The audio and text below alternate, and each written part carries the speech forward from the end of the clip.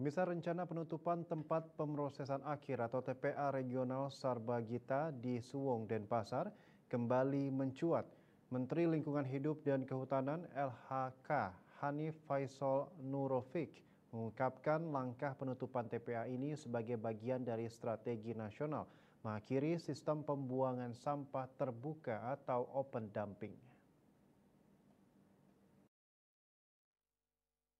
Pernyataan tersebut disampaikan Menteri LHK di sela kegiatan bersih-bersih sampah laut di Kuta Sabtu 4 Januari.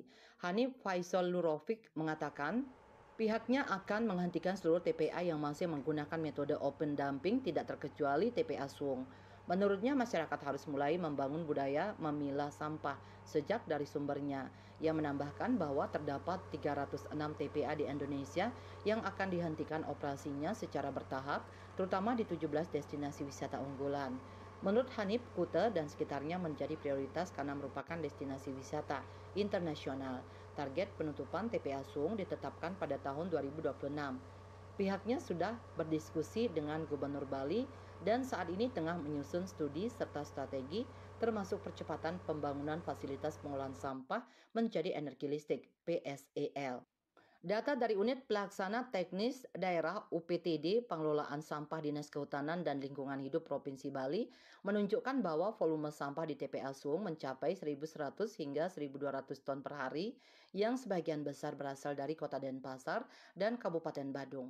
Tingginya timbunan sampah di TPA tersebut diperkirakan mencapai 35 meter di atas permukaan laut.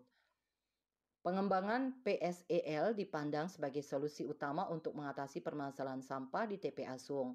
Fasilitas ini diharapkan mampu menggantikan metode penimbunan sampah menggunakan alat berat yang selama ini diterapkan.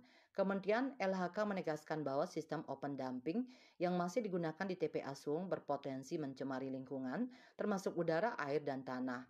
Ditambahkan Hanif, pihaknya sangat membutuhkan dukungan pemerintah pusat untuk membangun PSEL di Bali.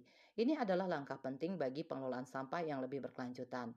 Menteri Hanif menegaskan bahwa koordinasi dengan Gubernur Bali telah dilakukan untuk merumuskan solusi strategis termasuk percepatan pengembangan fasilitas PSEL. PSEL atau Waste to Energy menjadi prioritas dan pihaknya sedang dalam tahap pengembangan rencana tersebut. Parwata Bali Pos melaporkan.